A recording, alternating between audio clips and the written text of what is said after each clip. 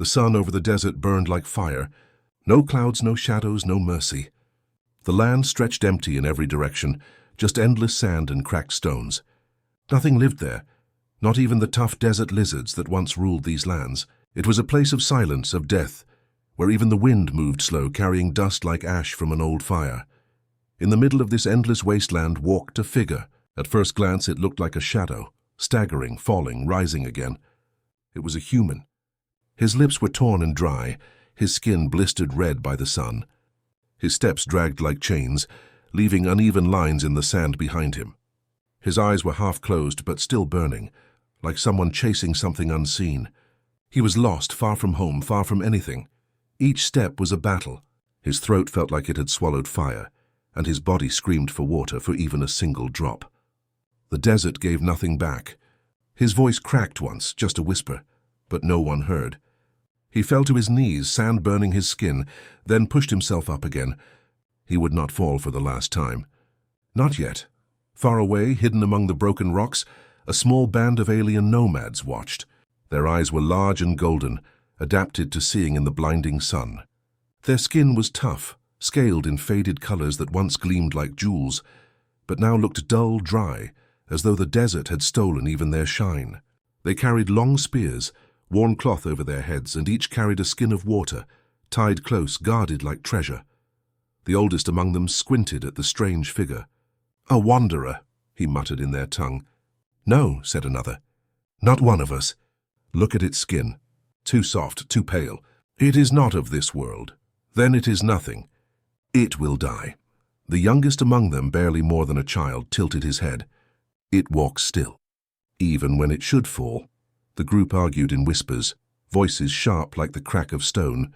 In this world, water was more valuable than gold, than blood. To give even a single drop to a stranger was foolishness, yet they kept watching. Something about this creature, this human, was strange. He had no water, no shade, no chance. And still he walked. Finally, the leader of the nomads raised a hand. His voice was low, but it carried weight. "Perhaps the desert brought him here. Perhaps for a reason. We will not turn away a dying traveler, even a strange one. But only one cup. No more." The group moved quickly, silent on the sand. They approached the human, who at last collapsed fully, face down in the dust. He did not resist when they turned him over. His eyes fluttered open, glassy, unfocused. The child among them lifted a small cup, pouring water from his skin into it. The liquid glistened like silver in the sun. The human's cracked lips trembled. His hand shook as he lifted the cup. He drank, slowly, painfully, just enough to wet his throat, just enough to taste life again. "Thank you," he whispered, voice so thin it almost broke with the wind. Then his eyes closed and his body went limp. The nomads stepped back. To them this was no surprise. Strangers often died in the desert. Even one of their own might perish if unlucky. A single cup of water could not save him. It was a kindness, nothing more. They would bury him if he did not wake. Still, the child stared at him for a long time. He said, "Thank you," the child murmured. "Our kind does not speak those words so softly." The leader placed a hand on the child's shoulder. "Do not waste thoughts on the dying. The desert takes all things. That is its way." They carried the human back to their camp, setting him under a torn cloth that gave a little shade. His breathing was shallow, uneven, like a fire about to die. The nomads shared no more water, but they left him a damp cloth on his forehead, a sign of their small mercy. Then they waited. Night came slowly, painting the desert in cold blue shadows. The heat sank away, leaving a deadly chill. The nomads lit a small fire, watching the flames crackle, listening to the desert's endless silence. They did not expect to hear the sound that came then, a gasp, sharp, desperate, alive. The human sat up, eyes wide, chest heaving as though he had been pulled from drowning. His gaze found the nomads by the fire. For a moment he said nothing. His lips moved soundlessly as though words were trapped. Then his eyes locked with theirs. They were not the eyes of a dying man. They were the eyes of someone who had seen death, touched it and chosen not to stay. Eyes filled with a strange fire the nomads could not understand. The leader frowned. "Do you live?" The human's voice was hoarse, broken, but steady. "Yes." He looked at the small clay cup beside him, the one that had saved his life. He touched it with shaking fingers, almost with reverence. Then he lifted his gaze again.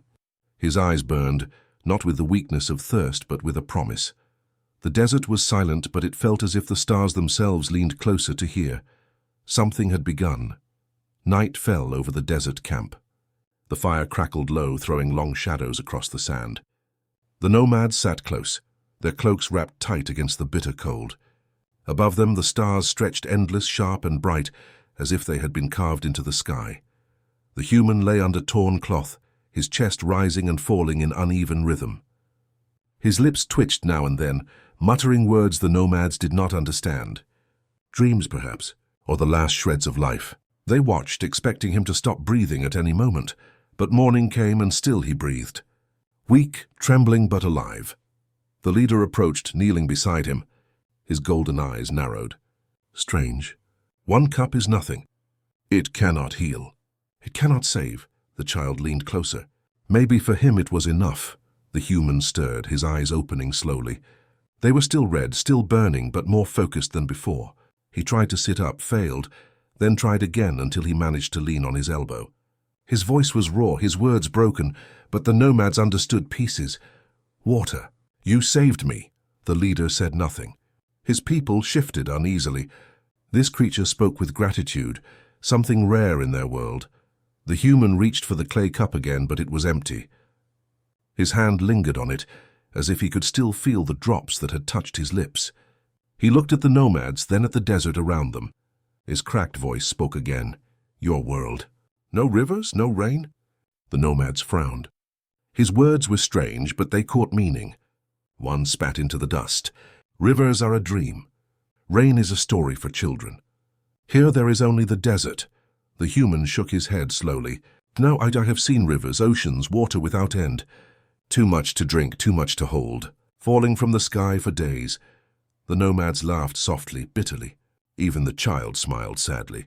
Such things were impossible. Their entire lives had been a struggle for drops, for scraps of water hidden in the ground. Oceans, storms, madness. But the human's eyes did not waver. He dragged his finger through the sand, drawing wide lines, curves, shapes that stretched like veins. This is river, wide, deep, flowing forever. Life for all. The child leaned close, staring at the marks. His voice was hushed. Can such a thing be real? The human nodded once. Yes. I come from a world of water, a blue world. My home. The leader crossed his arms, watching with cold eyes. And where is this home now? Do you see oceans here? Do you see rain? The human's voice grew softer, almost a whisper. Lost, I am lost. But water, I can find it. I can bring it. I can give back more than I took. The camp grew quiet. The crackle of fire was the only sound. The nomads exchanged uneasy looks. To them, these were just the ramblings of a stranger still half dead. Yet there was something in his tone, in the way his eyes glowed with memory. Not the madness of thirst, but the weight of truth. The child finally broke the silence. We gave you 1 cup. What more could you give in return? The human lifted his gaze, steady now, fierce despite his weakness. Endless rivers. The fire popped, sending sparks into the night. The words hung heavy, impossible, yet they rooted in the minds of those who heard them. The leader turned away.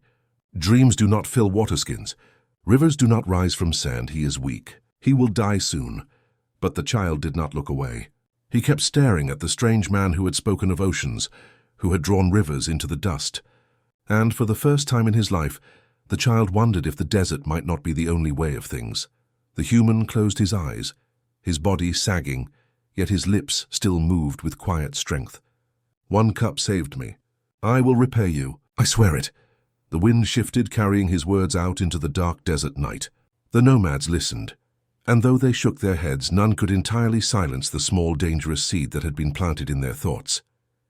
A gift too small, they told themselves. And yet perhaps not small at all. The next days were quiet in the desert camp.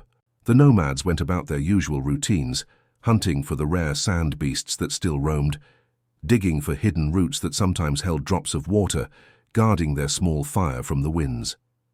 Yet their eyes often strayed to the human. He grew stronger, slowly. The single cup of water had not killed him as they expected. It had given him just enough to cling to life. Each day he sat up longer. Each night he spoke more. His words were strange, but the nomads began to understand pieces. One evening, when the fire glowed low and the stars burned sharp in the sky, the human began to speak again. His voice was rough but steady now. The child sat nearest, leaning close, eager for every word. "I come from a world of blue," the human said. "A place where water is not treasure but life itself. We did not count drops. We did not beg for rain. We walked beside it, swam in it, drank until our thirst was gone." The nomads shifted uncomfortably. Such words were dangerous, like lies told to children. But still they listened. The human closed his eyes, his lips curling faintly, as though remembering something sweet. "I remember standing on the shore. The sea stretched farther than the eye could see. Waves rose and fell, endless. The smell of salt in the air, the roar of water crashing. It was loud, alive. It never stopped," the child gasped softly. "So much water. More than in 100 skins?" The human gave a tired laugh. "More than 1,000 rivers. More than all the skies could hold," the nomads murmured among themselves. One elder spat into the fire. "Lies, nothing holds that much. He dreams from thirst." But the human's eyes snapped open, sharp, burning with truth. "I saw it. I lived it. Rain falling from the heavens for days without end. Storms that fed the rivers until they overflowed. Mountains covered in ice, tall as the sky, melting into streams that cut valleys into the land." His words painted pictures none of them could imagine. Rivers that sang as they ran. Lakes like mirrors reflecting the sun. Children diving, splashing, laughing in water so clear they shone like crystal. The camp grew silent. Even the elder who doubted fell quiet, staring into the flames. For in the man's voice was no madness, no fever. Only memory. The child whispered, "If your world was so full of water, why are you here in this desert?" The human's face grew shadowed. His hand tightened around the clay cup at his side. "I was lost, torn from my home. Perhaps the stars wish me to wander. Perhaps to find you." The leader narrowed his golden eyes. "And what do you seek to give? You speak of oceans, but your hands are empty." The human nodded slowly. "Empty now, but not forever. I have seen the way water hides beneath the ground, deep and sleeping. I have seen machines that call it forth. I can show you. I can bring back streams, rivers, maybe more." The nomads laughed, but uneasily this time. His words scratched at something buried deep inside them, the hope they had learned to bury, the dreams of rains their ancestors had once told before silence swallowed them. The child's voice was soft but clear. "You said one cup saved you. Is this why you speak of giving back?" The human looked at him, and for the first time his lips curved into a true smile, tired but fierce. "Yes, one cup saved me, and I will repay it with rivers. That is my promise." The fire popped, sending sparks swirling into the night sky. The nomads sat in silence, staring at this strange man who spoke of impossible seas. None dared believe him fully, but none could completely dismiss him either. That night, as the desert winds howled across the sands, the child lay awake, staring at the stars. The stranger's words replayed in his mind. Endless water, endless life. For the first time, the child dared to imagine a future not of dust and thirst, but of flowing rivers, of rain falling from the sky, and somewhere beyond the stars unseen. Something stirred, as if the universe itself had listened to the human's promise. The desert had always been silent, a silence so deep it weighed on the bones, broken only by the hiss of wind or the crunch of sand under weary feet. Yet now, in the nomad camp, there was a new sound, a human voice, steady and strange, promising rivers where none had ever flowed. Days passed, and the human grew stronger. His body was still thin, his skin scarred by the sun, but his steps no longer shook. He watched the nomads carefully, noting their tools, their ways, their struggles. They dug shallow pits in the sand, praying to find a hidden pocket of water. They carried skins across endless dunes, guarding every drop with their lives. And each night they sat by the fire, waiting for him to speak again. At last, one morning, the human rose and stood at the center of the camp. His voice was quiet, but the nomads turned toward him. "You gave me water," he said. "Now let me give it back." The leader frowned, his golden eyes wary. "We gave 1 cup. That is nothing. What can you give in return?" The human knelt, running his hands through the sand. "Beneath this ground water hides. Not much, but enough." "I can show you." The nomads laughed bitterly. They had dug before. They had broken their hands clawing at the earth, only to find nothing but dust. But the child stepped forward, his eyes wide. "Let him try." The leader hesitated. His people watched, waiting. At last, with a slow nod, he said, "One chance." No more. The human began his work. He searched the camp for broken scraps, metal from old hunting tools, stone fragments, even a hollow bone. His hands moved with memory, shaping, binding, twisting, until a crude device took form. A long rod sharp at one end, with a cup-shaped head at the other. Not a weapon, a tool. The nomads gathered in silence as he carried it to a patch of cracked earth. He pressed the point down and began to dig, turning the rod, pushing it deeper into the ground. Sweat ran down his face and his muscles shook with effort. Hours passed. The sun climbed high. The leader almost called for him to stop. Then the rod struck something hard. The sound echoed strangely, different from stone, hollow, alive. The human's eyes lit with fierce determination. He pushed harder, twisting, breaking through the layer. And then, at first just a glimmer, the sand grew damp. Dark patches spread, tiny drops forming. The child gasped, running forward to touch it. The sand was wet. The human did not stop. He dug faster, deeper, until a small trickle of water bubbled up. Clear, cold, real.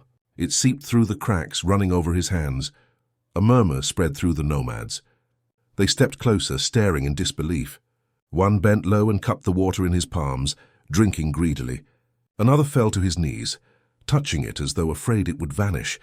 The trickle grew stronger, flowing into a shallow stream that cut across the sand. It was small, just a newborn vein of water, but to them it was a miracle. The child laughed, his voice ringing like music in the desert. He was right. Water sleeps beneath the ground. He has woken it. The leader watched, his face unreadable. For generations, they had believed the desert gave nothing but death. Now, before his eyes, the impossible had been pulled from the earth by a dying stranger. The human sat back, exhausted, but his lips curved into a faint smile. This is the first. A beginning. Not enough for rivers, not yet. But life starts here. The nomads rushed to fill their skins, to splash their faces, to taste the water again and again, as though fearing it would vanish. But the flow did not stop. It continued to trickle, slow but steady, carving a path through the dust. That night the fire burned brighter. The nomads drank freely, their laughter breaking the silence of the desert. Children danced with wet hands, their eyes shining. Even the elders, once bitter, sat quietly, staring at the small stream that glistened in the moonlight. Only the leader remained apart, watching the human with narrowed eyes. "One stream is not a river," he said, "and a river is not an ocean. You promise too much." The human met his gaze, his voice calm. "I do not promise dreams. I promise work." This was only the first. There will be more. The leader did not answer. But deep within, a question stirred. If one man could pull water from dry ground, what else might he do? The desert night stretched on, but it was no longer silent. It carried the sound of running water, small and fragile, yet undeniable. The first river had been born. The stream did not vanish. Day after day, it trickled through the camp, carving a shallow path where once there had been only dust. For the nomads, it was a miracle that never stopped. They filled their skins with ease. Their children played with wet hands. And for the first time in memory, no one went thirsty. But the human was not satisfied. Each morning he walked beyond the camp, studying the land. He crouched low, pressing his palms to the sand, listening to the ground as if it could speak. He studied the wind, the ridges of rock, the faint traces of plants that had clung to life in hidden places.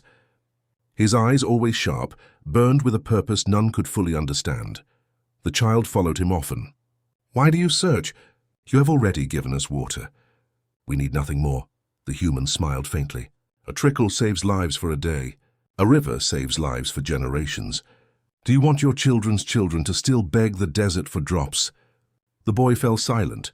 That night the human gathered the nomads. "There is more," he said. "Beneath your feet the desert hides many veins. One stream is small, but I can join them. I can bring them together. You gave me one cup of water. I will give you rivers." The leader narrowed his eyes. "We are not fools. Rivers do not spring from sand. You cannot change the world with words and scraps of bone." The human met his gaze steadily. Not words work. The nomads debated deep into the night. Some called him mad, a wanderer still sick with fever. Others whispered of miracles and change. At last, though grudgingly, the leader allowed it. One chance, he said again. Show us more. If you fail, we leave you to the desert. The work began. The human taught them to dig not blindly but with care. He showed them how to read the color of sand, the way the ground shifted, the faint coolness underfoot. He fashioned tools from scrap metal, bone, and stone, teaching them how to carve deeper, straighter holes. The nomads followed, their hands blistered, their backs aching, but slowly the desert began to yield. One well became two. Two became five. Streams trickled, small at first, then stronger. The nomads shaped shallow channels, guiding the water toward their camp. Soon puddles formed where once there had only been cracked dust. Small plants pushed up timidly, green against the endless tan. The camp transformed. Where laughter had once been rare, it now filled the air. Children splashed one another. Women sang as they filled jars. Men no longer rationed every swallow. Hope itself had taken root, but the human's eyes still searched the horizon. This is only the beginning, he said. We will build more pools, wells, canals. The desert can drink again. The leader remained cautious. Every drop you give makes my people dream. But dreams are dangerous. What happens when the water runs dry? The human shook his head. It will not. The world is alive, waiting. You only needed someone to show you where to listen. And then came the night of the storm. Dark clouds rolled over the horizon, strange and heavy. The nomads froze, staring upward in disbelief.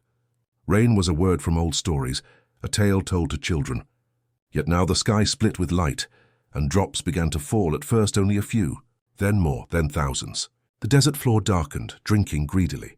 Pools formed. The streams swelled. Children shrieked with joy, running wild, their faces lifted to the sky. The leader himself stood in the open, his cloak soaked, his hands trembling. "The sky remembers us," he whispered, but the human shook his head gently. "No, the sky does not remember. It only answers when the ground is ready. The work we did woke it. Through the night the storm raged. When dawn came, the desert glistened with shallow lakes and swollen streams. For the first time in living memory, water lay in every direction. The nomads named it a blessing. The child named it a miracle. But the human only smiled, tired but unbroken. "This is only the first gift," he said. "The desert can bloom. I have seen it before. I will see it here." The leader stared at him, silent for a long time. At last he said, "One cup for endless rivers. Perhaps your words were not madness after all." The human's eyes burned brighter than the morning sun. "Not rivers only," he said softly. "Forests, fields, life without end." The camp fell quiet at his words. They did not yet believe, not fully, but they had seen water flow where none had been. They had felt rain fall from the sky, and for the first time in their lives, the desert people began to wonder if their world was not cursed after all, if it could, with this stranger's help, be reborn. The endless gift had only begun. The desert had changed. Not in whispers, but in shouts.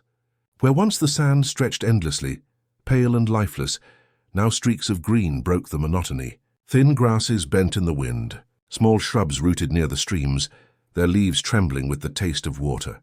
And the nomads, who had once walked with hollow eyes and cracked lips, now stood taller, their faces brighter, their laughter free. But the human did not rest. Each day he worked alongside them, teaching, guiding, never slowing. The wells grew deeper, their walls braced with stone. The trickling streams became channels, shaped by careful hands. Pools were dug wider, catching and holding the rare rains that now seemed to visit more often. The child watched, eyes wide with wonder.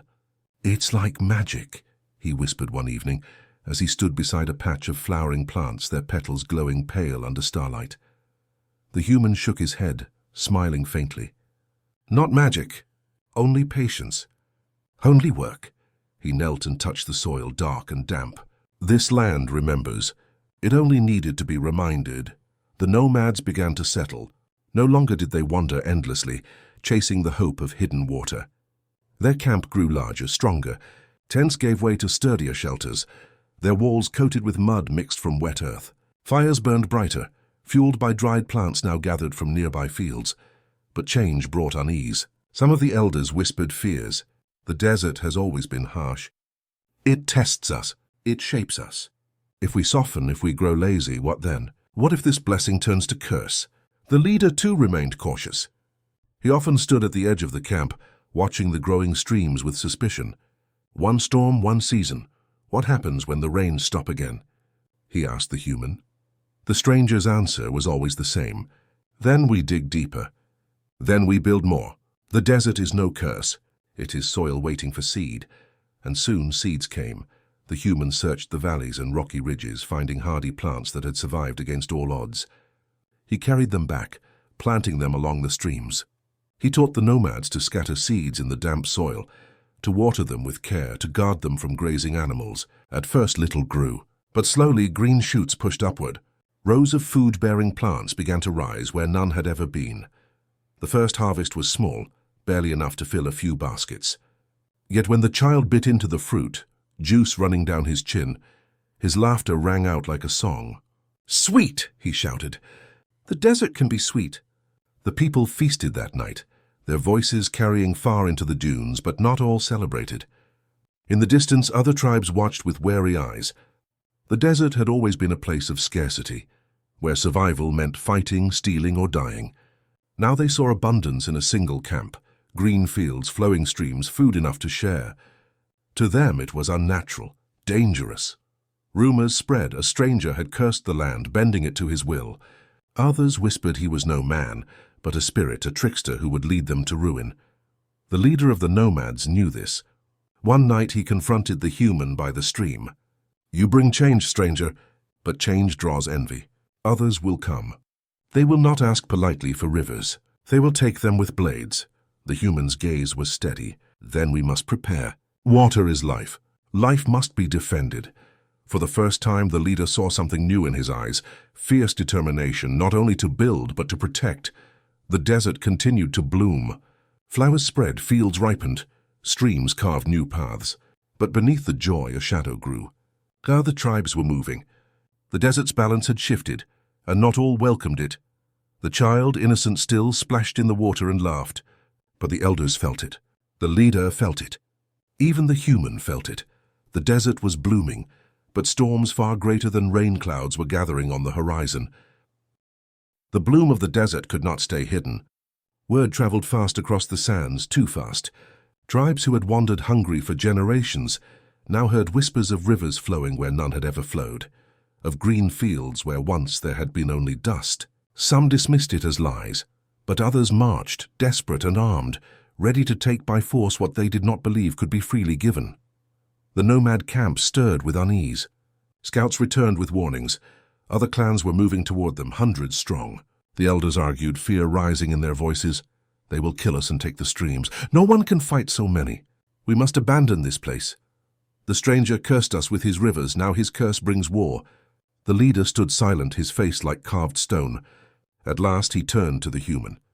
"You brought us water, stranger, but water draws blood. What will you do now?" The human's reply was calm but heavy with resolve. "I promised you rivers, not for one tribe, not for one camp, for all. If they come with blades, we will answer with open hands. But if they come to destroy, then we will defend what we've built. Water is life. It must not be turned into war." The child tugged at the leader's cloak. "He gave us hope. If others want it too, why not share?" The leader hesitated. Share? In the desert, where even families had fought for drops of water, sharing was a dream more dangerous than war itself.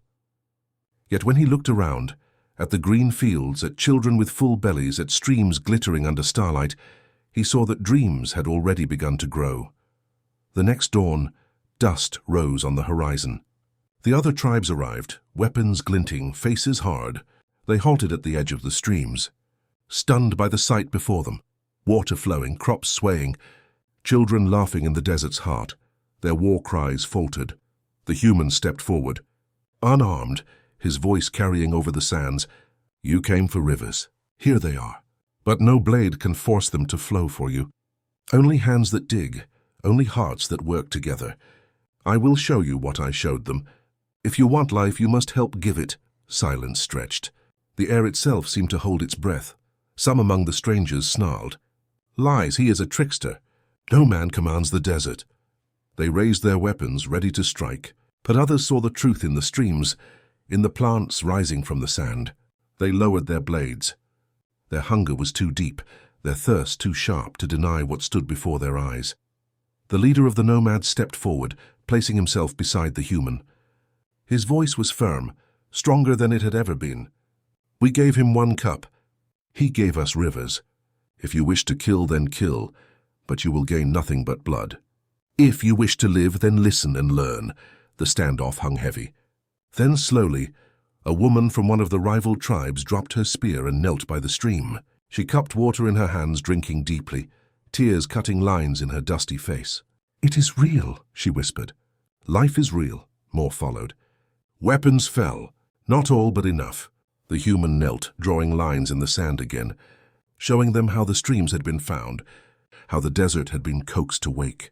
Through that day and into the night, enemies sat side by side, listening, learning.